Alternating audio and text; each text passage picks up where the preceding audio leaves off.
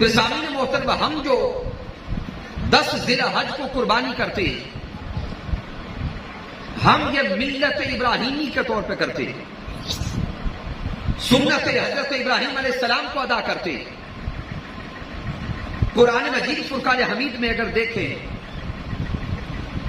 تو مالک کائنات نے یہ اپنا کلام سینہ مصطفیٰ صلی اللہ علیہ وآلہ وسلم پہ اتارا ہے، لیکن اس کلام میں آقا علیہ السلام کے بعد سب سے زیادہ جس نبی کی اطاعت کا حکم ہے وہ حضرت ابراہیم علیہ السلام ہے۔ قرآن مجید فرقان حمید میں کم و بیش 69 مرتبہ حضرت ابراہیم علیہ السلام کا نام لے کر اللہ نے ذکر کیا، اور جس نبی کے اسوہ حسنہ کو رب کائنات نے قرآن مجید میں آئیڈیل قرار دیا، سب سے پہلے وہ ذات خود تاجدار کائنات کی ہے۔ رب کائنات نے فرمایا لقد کان لکم فی رسول اللہ اسوۃ حسنہ، کہ ذات مصطفیٰ صلی اللہ علیہ وآلہ وسلم میں تمہارے لیے بہترین نمونہ ہے، آئیڈیل نمونہ کاملہ ہے۔ ذات مصطفیٰ صلی اللہ علیہ وآلہ وسلم کے بعد رب کائنات نے حضرت ابراہیم علیہ السلام کے اسوہ حسنہ کو قرآن مجید میں سورہ الممتحنہ میں فرمایا کہ ابراہیم علیہ السلام کا اسوہ بھی تمہارے لیے نمونہ ہے۔ تو گویا اللہ رب العزت نے اپنے کلام میں محبوب علیہ السلام کی ذات اقدس کے بعد جس نبی کی اتباع اور جس نبی کی اطاعت کا ہمیں حکم دیا ہے وہ حضرت ابراہیم علیہ السلام۔ اب سامعین محترم، پھر اللہ رب العزت نے سورۃ الصافات میں حضرت ابراہیم علیہ السلام کی قربانی کا پورا واقعہ بیان کیا، اس لیے بیان کیا کہ قیامت تک کے لیے حضرت ابراہیم علیہ السلام کے واقعہ کو بیان کیا جاتا رہے، اس سے تعلیمات حاصل کی جاتی رہیں اور اس پہ عمل ہوتا رہے۔ اب سامعین محترم، سورۃ الصافات یہ 23واں پارہ ہے اور آیت مبارکہ نمبر 100 پہ آ جا۔ جب رب کائنات نے اپنے حضرت ابراہیم علیہ السلام خلیل اللہ کو بیٹے کی بشارت دی، حضرت ابراہیم علیہ السلام رب کی بارگاہ میں دعا کرتے ہیں، ربی ہب لی من الصالحین، اے میرے اللہ مجھے نیک بیٹا عطا کر۔ توجہ کریں، اللہ کا خلیل اللہ سے بیٹا مانگ رہا ہے۔ حضرت ابراہیم علیہ السلام اللہ سے نیک بیٹے کی کیا کر رہے ہیں؟ بولیں، دعا کر رہے ہیں۔ تو سامعین محترم، حضرت ابراہیم علیہ السلام کی اللہ سے بیٹا مانگنے سے، دعا سے یہ نقطہ اخذ ہوا کہ اللہ سے بیٹا مانگنا یہ سنت انبیاء ہے، اللہ سے بیٹے کی دعا کرنا یہ سنت انبیاء ہے۔ لیکن سامعین محترم، یہاں پہ ذہن میں ایک سوال آئے گا کہ ہمارے اندر تو تصور موجود ہے کہ بیٹا اللہ کی نعمت ہے اور بیٹی اللہ کی رحمت ہے، رحمت کا درجہ نعمت سے زیادہ ہے، بلند ہے۔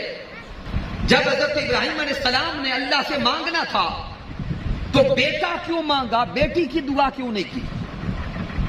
بڑا اہم نقطہ ہے۔ سامعین محترم، حضرت ابراہیم علیہ السلام نے اللہ سے بیٹا اس لیے مانگا کہ ابراہیم علیہ السلام کو نبوت کا وارث چاہیے تھا، ابراہیم علیہ السلام کو نبوت کا وارث چاہیے تھا، اور ابراہیم علیہ السلام جانتے تھے کہ نبوت کا وارث نبی صرف بیٹا بن سکتا ہے، بیٹی نبی نہیں ہو سکتی۔ اس لیے ابراہیم علیہ السلام نے بیٹا مانگا کہ نبوت کا وارث مل جائے تاکہ میرے بعد آنے والا میرا بیٹا بھی نبی ہو، اس لیے بیٹا مانگا کہ میرے بعد نبوت کا تسلسل آگے چل سکے، اس لیے بیٹا مانگا۔ تو سامعین محترم، بیٹا کیسا مانگا؟ ہم بھی دنیا میں رہتے ہیں، شادیاں ہوتی ہیں تو ہم بیٹے کی دعا کرنا شروع کرتے ہیں، لیکن ہم کیسا بیٹا مانگتے ہیں؟ ہم کہتے ہیں یا اللہ سونا بیٹا دے، حسین و جمیل بیٹا دے، ذہین بیٹا دے، امیر بیٹا دے۔ لیکن انبیاء کی سنت ہے، انبیاء حسن و جمال نہیں مانگتے، انبیاء امیری نہیں مانگتے، بلکہ انبیاء جب مانگتے ہیں تو فرماتے ہیں ربی ہب لی من الصالحین، مولا وہ بیٹا دے جو تیری بارگاہ میں جھکنے والا ہو، مولا وہ بیٹا دے جو تیری بارگاہ میں قیام رکوع اور سجدہ کرنے والا ہو، مولا وہ بیٹا دے جو تیری رضا کے لیے اپنے آپ کو لٹانے والا ہو۔ اب صدقے جائیں اللہ کی عطا پر اللہ کے نبی نے صالح بیٹا مانگا، لیکن رب جب دینے پہ آیا اللہ فرماتا ہے فبشرناہ بغلام حلیم، اللہ فرماتا ہے ہم نے اپنے ابراہیم کو حلم والے بیٹے کی بشارت عطا کر دی۔ نبی نے صالح مانگا، اللہ نے حلیم عطا کر دیا۔ اب یہاں پر بھی ذہن میں ایک سوال اٹھتا ہے کہ اللہ کا نبی مانگتا ہے صالح نیک بیٹا، اور اللہ فرماتا ہے حلم والا، حوصلے والا، تحمل والا، صبر والا بیٹا۔ سامعین محترم، اللہ رب العزت ابراہیم علیہ السلام کو صبر اور حوصلے والا بیٹا کیوں عطا کرتا ہے؟ اس لیے کہ رب کائنات کو علم تھا کہ ہم اپنے ابراہیم کو جو بیٹا عطا کر رہے ہیں، جب وہ بیٹا جوان ہوگا ہم اپنے خلیل کو آزمائیں گے اور کہیں گے کہ اپنے بیٹے کے گلے پہ چھری چلا، چھری وہی برداشت کرے گا جو صبر والا ہوگا، چھری وہی برداشت کرے گا جو حوصلے والا ہوگا، چھری وہی برداشت کرے گا جو حلم والا ہوگا۔ اس لیے اللہ فرماتا ہے فبشرناہ بغلام حلیم، اے میرے خلیل ہم آپ کو حلم والے بیٹے کی بشارت دیتے۔ سامعین محترم، حضرت ابراہیم علیہ السلام کی ساری زندگی امتحانوں والی۔ اب وقت نہیں کہ میں حضرت ابراہیم علیہ السلام کے جمی امتحانوں کا ذکر کروں، اسی سے ریلیٹڈ حضرت اسماعیل علیہ السلام کے ساتھ جو ریلیٹڈ واقعہ ہے وہ مختصراً بیان کروں گا کہ جب رب کائنات نے بیٹا عطا کر دیا، اب یہ عمر حضرت ابراہیم علیہ السلام کی بڑھاپے کی عمر ہے۔ کتب تفسیر اٹھا کے دیکھیں تو جو عمر کے حوالے سے آتا ہے کہ کم و بیش حضرت ابراہیم علیہ السلام کی عمر 80 سال سے زائد ہے، بڑھاپا ہے۔ مالک کائنات ادھر بیٹا دیتا ہے، بیٹا ابھی شیر خوار ہے، معصوم ہے، ساتھ کے اللہ حکم دیتا ہے اے میرے خلیل اب میری رضا کے لیے اس ماں بیٹے کو اس وادی میں چھوڑ رہا جو ابھی وادی بھی نہیں بنی، وہاں پہ چھوڑ رہا جہاں پہ ابھی کوئی انسانیت کا تصور نہیں، وہاں پہ چھوڑ کے آ جہاں پہ نہ کھانا ہے، نہ پانی ہے، نہ انسان ہے، نہ کسی کا آنا جانا ہے۔ اب صدقے جائیں خلیل اللہ کی اللہ کے ساتھ محبت پر حضرت ابراہیم علیہ السلام اللہ سے سوال نہیں کرتے مولا میں چھوڑ آتا ہوں تو وہاں کھانا کون دے گا، مولا چھوڑ آتا ہوں پانی کون دے گا۔ اللہ کا حکم آیا حضرت ہاجرہ کو اور حضرت اسماعیل کو ساتھ لیا، مکہ کی اس وادی میں چھوڑ آئے جہاں پہ نہ انسان تھے، نہ کھانا تھا، نہ پانی تھا، بے آب و گیا وادی، جہاں پہ ابھی انسانیت کا تصور بھی نہیں۔ جب حضرت ابراہیم علیہ السلام حضرت سیدہ ہاجرہ اور حضرت اسماعیل علیہ السلام کو چھوڑ کے لوٹنے لگے، ایک پانی کی بشک دی، کچھ کھجوریں دی۔ جب لوٹ رہے تھے تو پیچھے سے حضرت ہاجرہ نے آواز دے کے پوچھا اے میرے سرتاج یہاں کس کے سہارے چھوڑ کے جا رہے ہیں، یہاں کس کے سہارے چھوڑ کے جا رہے ہیں؟ حضرت ابراہیم علیہ السلام رکے, زبان سے بھی نہیں بولے, اوپر آسمان کی طرف نظر اٹھا کے کہا کہ اسی کے سہارے چھوڑ کے جا رہا ہوں جس مولا کا حکم ہے. کتنا بڑا امتحان. سامعین, اولادوں والے تصور تو کریں کہ بڑھاپے میں اللہ سے دعائیں کر کر کے اگر بیٹا ملا ہو اور پھر ابھی بیٹا شیر خوار ہو اور یہ حکم آ جائے کہ صرف اس ماں اور بیٹے کو وہاں چھوڑ آئیں جہاں کھانا پانی نہیں. سوچے کیا وہاں پہ چھوڑ کے آنا آسان بات ہے؟ پھر حضرت ابراہیم علیہ السلام آتے جاتے رہتے تھے, لیکن قرآن مجید فرقان حمید کو آگے دیکھیں. رب کائنات اگلی آیت کریمہ پھر ارشاد فرماتا ہے فلما بلغ معه السعی.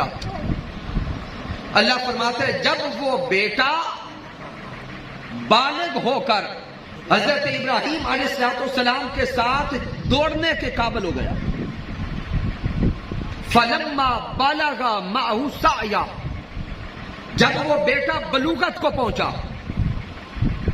جب وہ بیٹا ابراہیم علیہ السلام کا سہارا بنا, جب وہ بیٹا اپنے کندھوں کی قد کی طرف چل پڑا, اب رب فرماتا ہے کہ وہ بیٹا جب بالغ ہو گیا, آگے اللہ فرماتا ہے اب وہ بیٹا میری محبت میں قربان کر دے. سامعین, تفاسیر کو اٹھائیں تو حضرت اسماعیل علیہ السلام کی جو عمر کتب میں لکھی ہے وہ 13 سال. یعنی جو ہی اسماعیل علیہ السلام بلوغت کو پہنچے, اللہ نے فرمایا اب یہ بیٹا میرے لیے ذبح کر دے. اب یہاں پر اگر سوچیں, ذہن میں سوال آئے گا, اے مولا اگر بیٹا ذبح ہی کروانا تھا, اتنی بڑی آزمائش میں ڈالنا تھا, تو بیٹا دیتا ہی نہ. سامنے سوچے نا, اگر اولاد بالکل نہ ہوتا وہ بھی امتحان ہے, لیکن ایک طرح کا صبر ہوتا ہے کہ ہوئی ہی نہیں. اور اگر اولاد ہو جائے اور پھر جب وہ جوانی کی سیڑھی پہ قدم رکھے اور اگر اولاد پھر نہ رہے, اس سے بڑا صدمہ والدین کے لیے دنیا میں ہو ہی نہیں سکتا. کہاں اولاد کا ہو کر خود دنیا سے چلے جانا, کہاں اپنے ہاتھوں سے اولاد کے گلے پہ چھری چلانا. کتنا بڑا امتحان. اب ذہن میں سوال آتا ہے کہ اللہ رب العزت نے بلوغت کی عمر کو جب پہنچے تو اس وقت ذبح کا حکم کیوں دیا؟ سامعین محترم, اس لیے کہ جب اولاد بیٹا جوان ہوتا ہے والدین کی محبتوں کا مرکز ہوتا ہے. کیوں؟ جب بیٹے کا قد اپنے باپ کے قد کے قریب آتا ہے تو باپ سمجھتا ہے میرے مشکل دن گزر گئے, میری تکلیف اور دکھ کے دن گزر گئے, میرا بیٹا جوان ہو گیا. اب وہ اپنے بیٹے کو اپنا سہارا سمجھتا ہے, اپنے بیٹے کو اپنا مستقبل سمجھتا ہے, اپنے بیٹے کو اپنا وارث سمجھتا ہے, اپنے بیٹے کو اپنا سارا فیوچر سمجھتا ہے. اب اس جوان بیٹے میں اس باپ کو اپنی جوانی نظر آتی ہے. اب اس جوان بیٹے میں اس باپ کو اپنی جھلک نظر آتی ہے. وہ اپنے بیٹے کو آتے جاتے دیکھ کر تبسم کرتا ہے, خوش ہوتا ہے, مسکراتا ہے. تو مالک کائنات ادھر اپنی محبت اور بیٹے کی محبت کا امتحان لے رہا تھا کہ جب ابراہیم علیہ السلام کی ساری محبتوں کا مرکز وہ بیٹا بن گیا تو مالک کائنات فرماتا ہے اے میرے خلیل, اب تیرے ایک طرف میری محبت ہے, ایک طرف تیرے بیٹے کی محبت ہے, ایک طرف میری چاہت ہے, ایک طرف تیرے بیٹے کی چاہت ہے. اے میرے خلیل, اب تجھے آزماتا ہوں اور دیکھتا ہوں کہ بیٹے کی محبت کو رب کی محبت میں قربان کرتا ہے یا نہیں کرتا. اس کی بیس بڑھا دے, آواز پوری کرا. تو سامعین محترم, حضرت ابراہیم علیہ السلام اب اپنا بیٹا لے کے چل پڑے. تفصیلی واقعہ آپ جانتے ہیں. جب حضرت ابراہیم علیہ السلام اپنے بیٹے کو لے کر چلے، آگے بھی آپ جانتے ہیں کہ شیطان نے کئی بار ورغلانے کی اور وسوسہ ڈالنے کی کوشش کی. لیکن حضرت ابراہیم علیہ السلام اور اسماعیل علیہ السلام جب مقام مینا پہ پہنچے، اب اگلا بیان اس آیت کریمہ میں وہاں کا اللہ رب العزت کر رہا ہے. وہاں پر مقام مینا پر حضرت ابراہیم علیہ السلام اپنے بیٹے سے فرماتے ہیں، قال یا بنیا، اے میرے پیارے بیٹے، انی ارا فی المنام انی اذبحک فانظر ماذا تری. دیکھیں اس باپ اور بیٹے کے کلام میں کتنی محبت ہوگی، باپ اور بیٹے کے کلام میں کتنی چاہت ہوگی، کتنا محبت اور پیار کا رشتہ ہوگا. دونوں باپ اور بیٹے کے کلام میں کتنی لذت ہوگی کہ ابراہیم علیہ السلام فرماتے ہیں، قال یا بنیا، اے میرے پیارے بیٹے، انی ارا فی المنام انی اذبحک فانظر ماذا تری. فرماتے ہیں میرے بیٹے، میں نے خواب دیکھا ہے کہ خواب میں تجھے ذبح کر رہا ہوں. اے میرے بیٹے اب تو بتا کہ تیرا خیال کیا ہے. بیٹے اب تو بتا کہ تو کیا چاہتا ہے. فانظر ماذا تری. اب صدقے جائیں اس بیٹے کی تربیت پر. بیٹا باپ کو یہ نہیں کہتا کہ بابا جان خواب خیال ہوتا ہے، یہ نہیں کہتا کہ خواب خیال ہوتا ہے بس خیال سمجھ کے چھوڑ دیں. خواب کی تعویلیں نہیں کرتا. وہ بیٹا جانتا ہے کہ میرا باپ اللہ کا نبی ہے اور اللہ کے نبی کا خواب خیال نہیں ہوتا، وہ رب کی وحی ہوتا ہے. وہ بیٹا بھی اللہ کی رضا میں قربان ہونے کے لیے اس انداز سے تیار ہوتا ہے. وہ عرض کرتا ہے، قالا یا ابت افعل ما تؤمر ستجدنی ان شاء اللہ من الصابرین. وہ عرض کرتا ہے، اے میرے بابا جان، رب کی طرف سے جو چھری چلانے کا حکم ہوا ہے، آپ میرے گلے پہ چھری رکھ کے چلا دیں، میں ذبح ہونے کے لیے تیار ہوں. انشاءاللہ مجھے صبر کرنے والوں میں پائیں گے. تو سامعین محترم، کو کمرے میں صرف بیچ پڑا. حضرت ابراہیم علیہ السلام اور حضرت اسماعیل علیہ السلام کا یہ مکالمہ پوری کی پوری قربانی کو دیکھیں تو قربانی کا فلسفہ اس مکالمہ میں چھپا ہے. رب کائنات کو نہ اسماعیل علیہ السلام کا خون چاہیے تھا، نہ ہم سے مینڈے کا خون چاہیے. مالک کائنات تو اس محبتوں کو چاہتا ہے جو محبت اس مکالمے میں موجود ہے. اب یہاں پر بڑا اہم اور ایک لطیف نقطہ دینا چاہتا ہوں.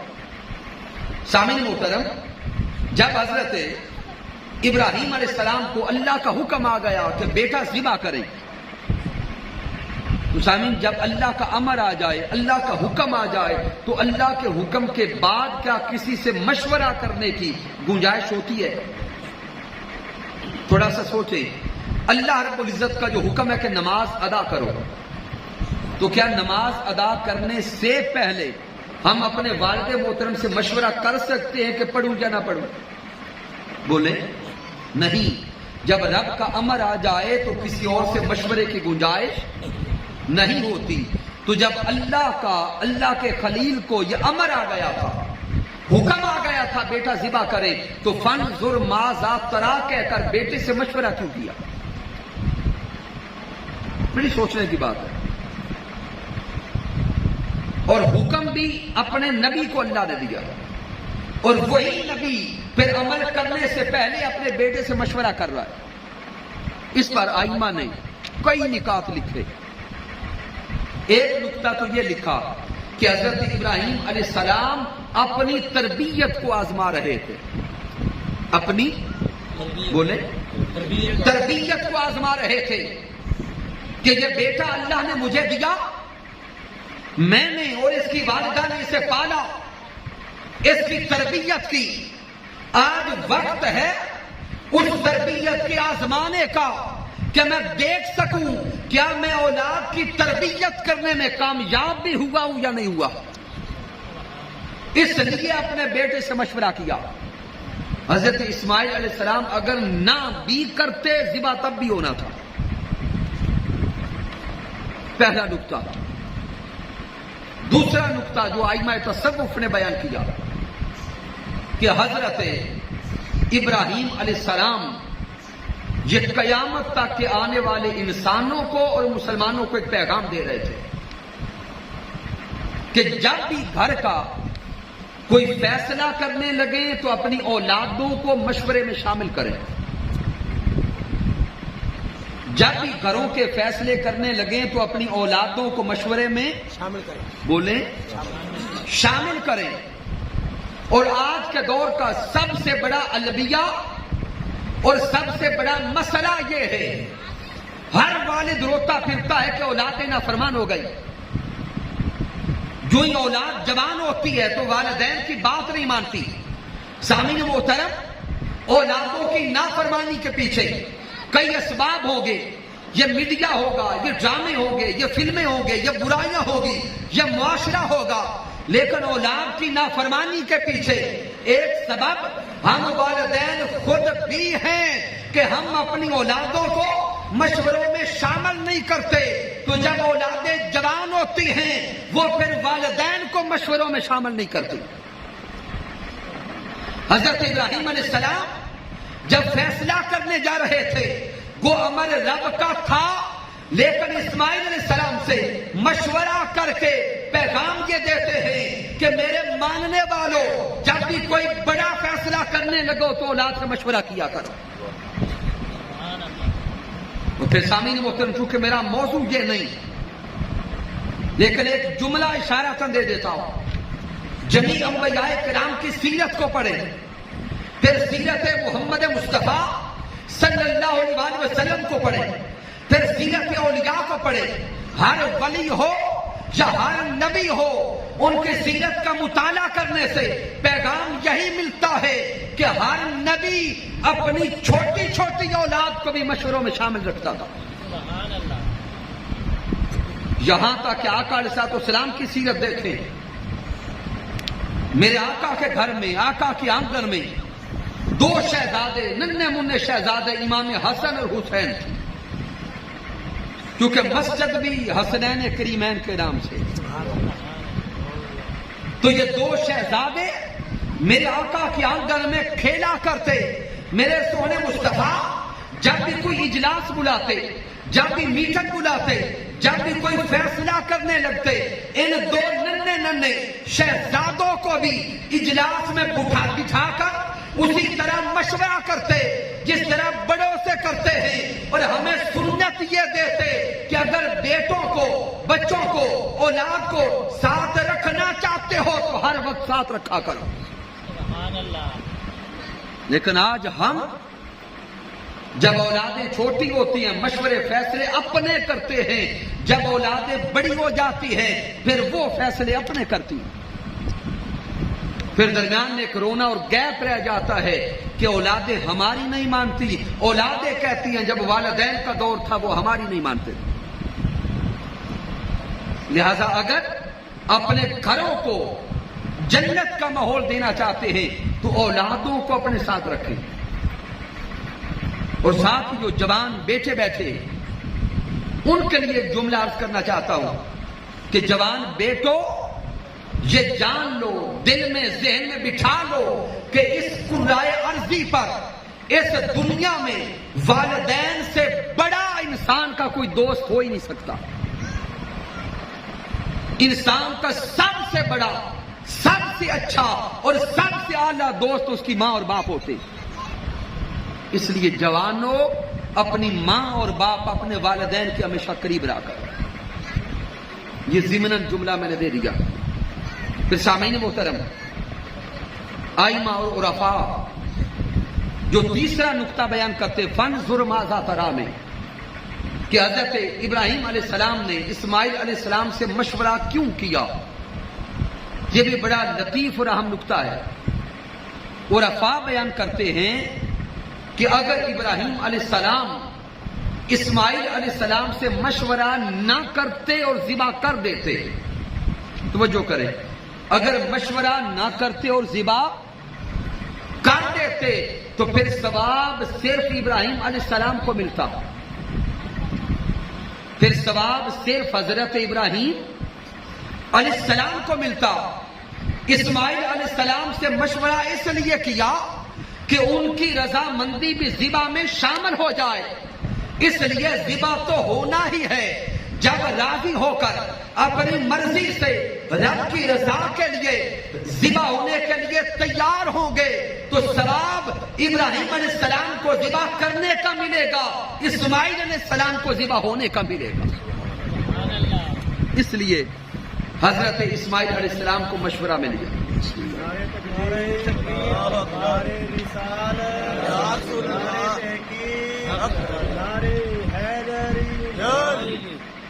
سامعین محترم، معذرت چاہتا ہوں، ہمارا جو درس عرفان القرآن ہوتا ہے یہ پورے کا پورا ایک سبق ہوتا ہے۔ ہم کوشش کرتے ہیں کہ قرآن و حدیث سے ایک مسئلہ کو گہرائی سے سمجھنے کی کوشش کریں۔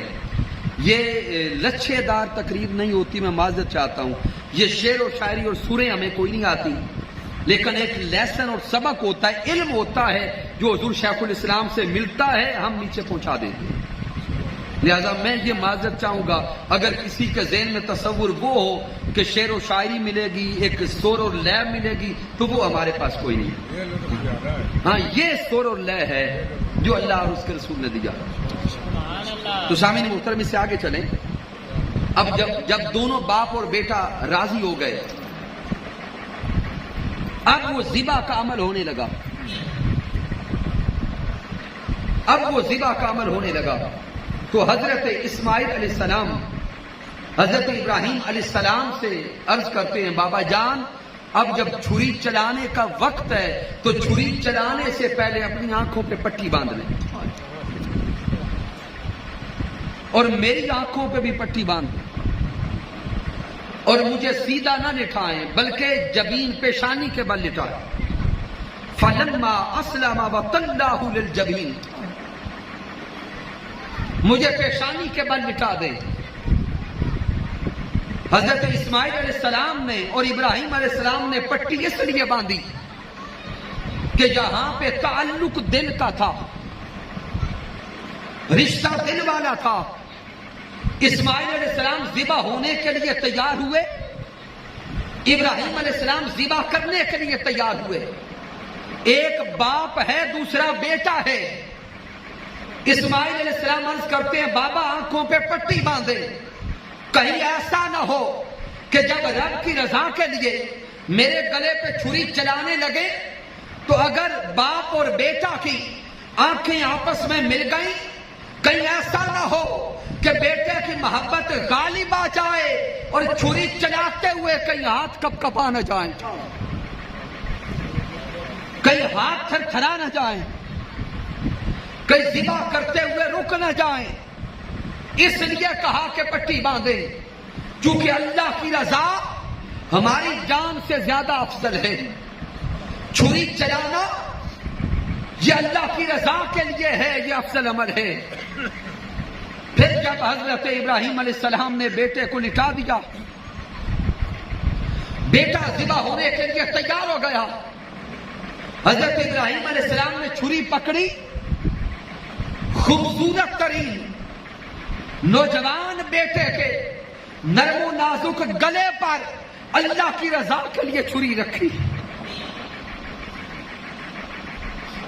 اپنے مولا کو راضی کرنے کے لیے چھری رکھی۔ سامعین، تھوڑا لطافت میں ڈوب کر سوچیں، اگر ہم اپنے بیٹے کے گلے پہ چھری رکھیں تو حال کیا ہوگا؟ اور اس لطافت میں ڈوب کر اس باپ اور بیٹے کی قربانی دیکھیں۔ ایک طرف باپ اور بیٹے کی محبت، ایک طرف اللہ کی رضا۔ اسماعیل علیہ السلام کے گلے پہ چھری رکھ کے چلاتے ہیں، لیکن چھری چلتی نہیں ہے۔ ابراہیم علیہ السلام دوسری بار چھری چلاتے ہیں، چھری کام پھر نہیں کرتی۔ اسماعیل علیہ السلام کا گلا نہیں کاٹتی۔ جب 2 بار چھری چلا دی، چھری نے اسماعیل علیہ السلام کا گلا نہیں کاٹا، تو اللہ کا خلیل جلال میں آ گیا۔ ابراہیم علیہ السلام نے وہ چھری پتھر پہ ماری، پتھر 2 ٹکڑے ہو گیا۔ بول کے کہتے ہیں کیسی عجیب چھری ہے کہ پتھر کو کاٹتی ہے، اسماعیل کا نرم و نازک گلا نہیں کاٹتی۔ اسی جلال میں جب تیسری بار چھری پھر اسماعیل علیہ السلام کی گردن پہ رکھی، اندر ایک خوف بھی تھا، ایک ڈر بھی تھا کہ کہیں اللہ ناراض نہ ہو جائے کہ بیٹے کا گلا نہیں کاٹا۔ جب اسی جلال میں تیسری بار چھری رکھی تو رب کائنات نے فرشتوں کو حکم دیا، فرشتوں میرا خلیل اب جلال میں آ گیا ہے، خلیل کا چھری چلانے سے پہلے جنت سے میں ڈالو، اسماعیل کو نیچے سے نکالو اور اسماعیل کو نکال کر اسماعیل کی جگہ پر مینڈے کو لٹا دو، کہیں ایسا نہ ہو کہ اب چھری چلائے تو اسماعیل کا گلا کٹ جائے۔ مقصود اسماعیل کا گلا کاٹنا نہیں ہے، مقصود اپنے خلیل کو آزمانا تھا۔ میرا ابراہیم آزمائش میں پورا اترا، میرا خلیل آزمائش میں پورا اترا۔ جب تیسری بار چھری چلائی تو چل گئی، آئے ہائے ہائے، چھری چل گئی۔ جب چھری چلی تو حضرت ابراہیم علیہ السلام کے چہرے پہ مسکراہٹ آئی، چہرے پہ اطمینان آیا، ابھی آنکھیں نہیں کھولیں، ایک سکون آ گیا، اپنی طرف سے بیٹا ذبح کر دیا۔ لیکن جب آنکھیں کھولی تو منظر عجیب دیکھا کہ اسماعیل علیہ السلام پیچھے کھڑے مسکرا رہے تھے اور اسماعیل علیہ السلام کے جگہ پہ مینڈا ذبح پڑا تھا۔ مالک کائنات نے پھر آگے فرمایا قد صدقت رؤیا انا کذالک نجزی المحسنین۔ اللہ فرماتا ہے میرے ابراہیم تو نے اپنی خواب کو سچ کر دکھایا، آئے خواب کو سچ کر دکھایا۔ انا کذالک نجزی المحسنین، ہم محسنین کو اسی طرح کی جزا دیتے ہیں۔ آگے پھر رب کائنات فرماتا ہے وَفَدَيْنَاهُ بِذِبْحٍ عَظِيمٍ، ہم نے اسماعیل کی قربانی کو ایک بڑی قربانی سے فدیہ کر دیا، بڑی قربانی سے فدیہ کر دیا۔ تو سامعین محترم، یہ ہے حضرت ابراہیم اور اسماعیل علیہ السلام کی قربانی، اور اس کے اندر سارے کا سارا فلسفہ اللہ کی رضا کا چھپا۔